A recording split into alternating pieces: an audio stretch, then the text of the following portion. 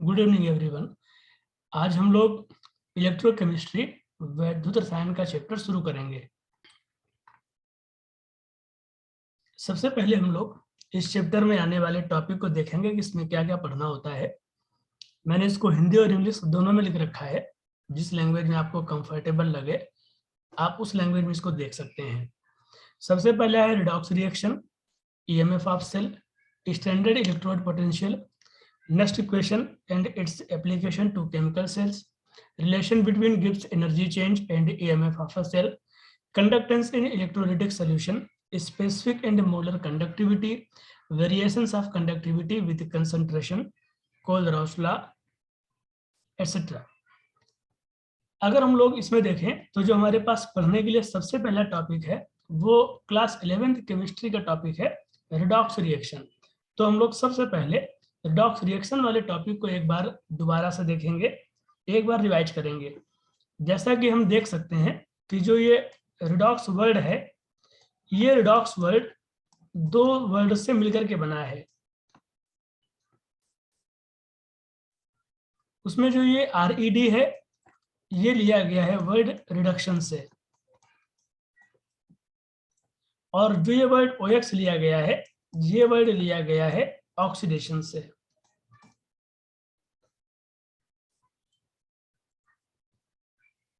तो एक बार देखना पड़ेगा सबसे पहले कि ऑक्सीडेशन क्या होता है और रिडक्शन क्या होता है। अगर हम लोग अपने पिछले क्लास के पढ़े हुए टॉपिक पर ध्यान दें तो हमें याद आ जाएगा। ये हम एक बार दोबारा से फिर देख सकते हैं कि ऑक्सीडेशन क्या है और रिडक्शन क्या है। ऑक्सीडेशन रिडक्शन बहुत तरीके से पढ़ा गया है, इसे हम लोग केवल आज इस तरीके से देखेंगे जिससे कि हमें इस चैप्टर को पढ़ने में आसानी रहे। तो इसे हम लोग पूरा ना पढ़ के उतना पढ़ेंगे केवल जितना इस चैप्टर के लिए है। सबसे पहले ऑक्सीडेशन क्या है या ऑक्सीकरण क्या है। ऑक्सीडेशन या ऑक्सीकरण आपका होता है लॉस ऑफ इलेक्ट्रॉन, इलेक्ट्रॉनों का निकलना या फिर इलेक्ट्रॉनों का त्याग करना। अगर आपको किसी अभिक्रिया में किसी रिएक्शन को देख करके ये लगे कि इस रिएक्शन में इलेक्ट्रॉन निकले हैं, इलेक्ट्रॉनों को छोड़ा गया है, तो वो एक ऑक्सीकरण या फिर ऑक्सीडेशन की रिएक्शन है। जैसे कि Na से अगर आपको कहीं दिख रहा हो कि Na से Na+ बन गया हो, Na+ और एक इससे इलेक्ट्रॉन निकल गया हो। आप जानते हैं कि अगर किसी पर पॉजिटिव चार्ज आएगा तो तभी आएगा जब उससे इलेक्ट्रॉन निकलेगा। अगर यहाँ पर लिखा हो Zn और इससे बन गया हो Zn से Zn+2 और इससे 2 इलेक्ट्रॉन निकल गए हों। अगर कहीं पे लिखा है Sn और Sn से बन गया हो Sn+4 और इससे 4 इलेक्ट्रॉन निकल गए हों, तो इन सभी अभिक्रियाओं में इलेक्ट्रॉन निकल रहे हैं। तो ये अभिक्रियाएं तीनों क्या हो जाएंगी, ऑक्सीडेशन या फिर ऑक्सीकरण। ऐसे ही मान लीजिए कहीं पर लिखा हो Cl- आयन। Cl- का मतलब क्या है कि Cl के एटम के पास एक इलेक्ट्रॉन अतिरिक्त है, एक्स्ट्रा है पहले से। तो Cl- आयन ने अपने एक इलेक्ट्रॉन को छोड़ दिया और वापस से क्या बन गया, न्यूट्रल क्लोरीन एटम, उदासीन क्लोरीन परमाणु। ऐसे ही कहीं पर लिखा है O-2, तो -2 है तो उसने 2 इलेक्ट्रॉन छोड़ दिए, बन गया O एटम, ऑक्सीजन परमाणु, और 2 इलेक्ट्रॉन निकल गए। तो ये अभिक्रियाएं क्या हो जाएंगी, सब की सब ऑक्सीडेशन की। ठीक इसका उल्टा होगा, अपचयन क्या होगा आपका, अपचयन आपका हो जाएगा गेन ऑफ इलेक्ट्रॉन, इलेक्ट्रॉनों को ग्रहण करना। अगर आपको किसी रिएक्शन को देखकर ये लगे कि इस रिएक्शन में इलेक्ट्रॉन ग्रहण किए गए हैं, एक्सेप्ट किए गए हैं, तो यह एक अपचयन या रिडक्शन की अभिक्रिया होगी। जैसे कि मान लीजिए कहीं पर लिखा हो ब्रोमीन का परमाणु और ब्रोमीन के एटम ने एक इलेक्ट्रॉन को एक्सेप्ट कर लिया और ये क्या बन गया, ब्रोमीन पर माइनस आ गया। मान लीजिए कहीं पर लिखा है नाइट्रोजन का एटम, उसने एक इलेक्ट्रॉन एक्सेप्ट किया और ये क्या बन गया, N-1। हालांकि नाइट्रोजन के पास बाहरी कोर से 5 इलेक्ट्रॉन होते हैं तो ये 3 ग्रहण करना चाहेगा और बन जाएगा N-3। ऐसे ही मान लीजिए कि कहीं पर कॉपर आयन बना है पहले से, Cu+2 पहले से है, उसने 2 इलेक्ट्रॉन और एक्सेप्ट कर लिए, तो अब इलेक्ट्रॉन 2 आ गए तो इसका चार्ज कितना हो गया, 0। +2 - 2 0 हो गया, तो सिंपल कॉपर का एटम हो गया। कहीं पर लिखा है पहले से Fe+3, और उसने केवल एक इलेक्ट्रॉन और एक्सेप्ट किया, तो ये क्या बन गया, Fe+2। पहले से +3 है, उसने एक इलेक्ट्रॉन और लिया तो एक प्लस का चार्ज कम हो गया, तो ये क्या हो गया, Fe+2, और ये क्या हो गया, ऑक्सीडेशन। तो हम कह सकते हैं कि अगर कभी किसी रिएक्शन में इलेक्ट्रॉन छोड़े जाएं, रिलीज किए जाएं, लॉस हो तो ऑक्सीडेशन है, इलेक्ट्रॉन लिए जाएं, एक्सेप्ट किए जाएं तो वो रिडक्शन है, वो अपचयन है। चूंकि हम जानते हैं कि इलेक्ट्रॉन कहीं ऐसे नहीं मिल जाएंगे, ऐसे नहीं का मतलब है कि इलेक्ट्रॉन आपको तभी मिलेंगे जब कोई देगा, क्योंकि आप इलेक्ट्रॉन को बना नहीं सकते हैं। या ऐसे कह सकते हैं कि किसी भी रेस में आप तभी जीत सकते हैं जब कोई और हारेगा। अगर आप जीतेंगे तो कोई हारेगा, अगर आप हारेंगे तो कोई और जीतेगा। ऐसा नहीं हो सकता है कि किसी रेस में केवल आप जीते और कोई हारे ना, जब तक कि आप अकेले दौड़ रहे हो। अगर आप अकेले दौड़ेंगे तो उसे रेस नहीं कहा जाएगा, कम से कम एक आदमी उसमें और दौड़ना चाहिए, तब उसे रेस कहा जाएगा। ऐसे ही रिएक्शंस में अगर एक एटम इलेक्ट्रॉन लेता है तो तभी ले सकता है जब कोई दूसरा एटम इलेक्ट्रॉन छोड़ेगा। इसी प्रकार एक एटम इलेक्ट्रॉन तभी छोड़ सकता है जब कोई दूसरा एटम इलेक्ट्रॉन को लेगा। तो अगर कहीं पर ऑक्सीडेशन हो रहा है, इलेक्ट्रॉन छोड़े जा रहे हैं, तो पक्का है इलेक्ट्रॉन कहीं ना कहीं ग्रहण किए जाएंगे, एक्सेप्ट भी किए जाएंगे, तो कहीं ना कहीं पे रिडक्शन भी होगा। ऐसे ही अगर कहीं पे रिडक्शन हो रहा है, इलेक्ट्रॉन ग्रहण किए जा रहे हैं, तो निश्चित रूप से कहीं ना कहीं इलेक्ट्रॉन छोड़े भी गए होंगे, किसी ने इलेक्ट्रॉन लिया भी होगा। तो ऑक्सीडेशन और रिडक्शन की रिएक्शंस हमेशा दोनों एक साथ होती हैं।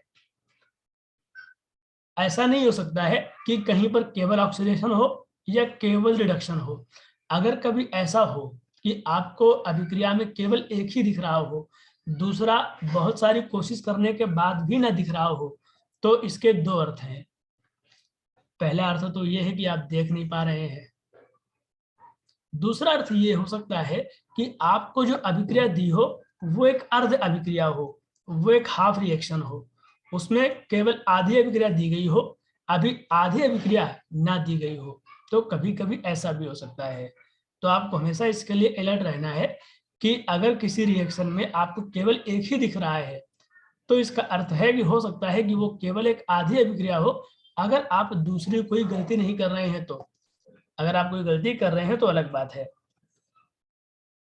ऑक्सीकरण और अपचयन को समझाने के लिए एक और रास्ता हो सकता है पिछली क्लास से। अगर आपको किसी अभिक्रिया में ऑक्सीकरण संख्या बढ़ी हुई दिखती हो, अगर ऑक्सीडेशन नंबर बढ़ रहा हो, तो वो क्या हो जाएगा, ऑक्सीकरण।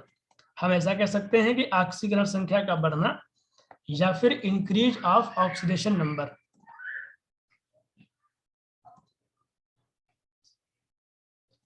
ऑक्सीकरण संख्या निकालना आपको आता होगा, नहीं आता है तो थोड़ा सा पढ़ के आप देख लेंगे।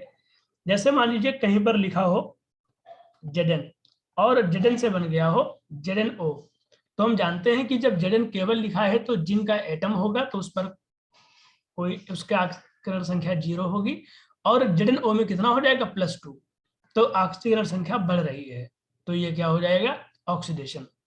तो इसका ठीक उल्टा हो जाएगा रिडक्शन में। अगर कहीं पर ऑक्सीडेशन नंबर कम हो रहा हो, ऑक्सीडेशन नंबर अगर डिक्रीज होगा, ऑक्सीजन संख्या में कमी हो रही होगी, तो वो क्या हो जाएगा, तुरंत ही reduction, decrease of oxidation number. जैसे हम मान सकते हैं कि एक हमने आसान से अभिक्रिया लिखी हो SnO2 और SnO2 से बन गया हो केवल SnO, तो हम जानते हैं कि SnO2 में SN की ऑक्सीकरण संख्या +4 है और SnO में +2 है, तो ऑक्सीकरण संख्या कम हो रही है। तो अगर कभी ऑक्सीकरण संख्या बढ़े तो ऑक्सीडेशन, अगर कभी ऑक्सीजन संख्या कम हो रही हो तो रिडक्शन। इलेक्ट्रोकेमिस्ट्री में यही दोनों कॉन्सेप्ट ज्यादा प्रयोग किए जाते हैं। बाकी ऑक्सीजन का जुड़ना, हाइड्रोजन का निकलना, इनकी आवश्यकता हमें यहाँ पर उतनी नहीं पड़ती है, इन्हीं दो की हमें ज्यादा पड़ती है, खास करके न्यूमेरिकल से संबंधित क्वेश्चंस करने के लिए। दूसरी बात, अब जैसा कि आपको बताया गया है कि ऑक्सीडेशन और रिडक्शन दोनों एक साथ होते हैं, जब भी होंगे तो हमेशा एक साथ दोनों होंगे।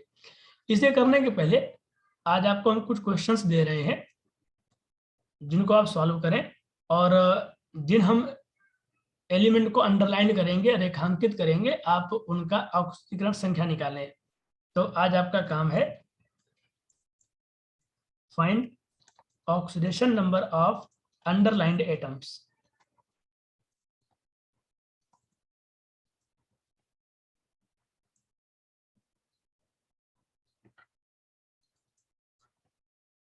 CO2 में कार्बन का निकालना है, H2SO4 में हाइड्रोजन का निकालना है,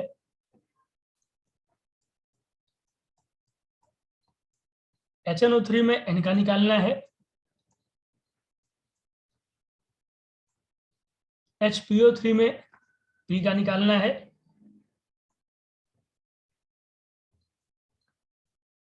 SO3-2 में सल्फर को निकालना है, NH4+ में नाइट्रोजन को निकालना है। थोड़े से और कर लेते हैं। नाइट्रेट आयन में नाइट्रोजन का निकालना है, N2H4 में भी नाइट्रोजन का ही निकालना है।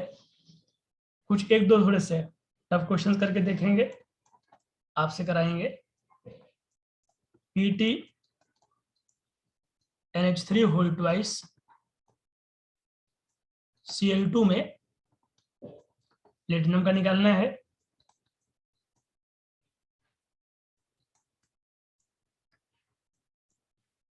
K4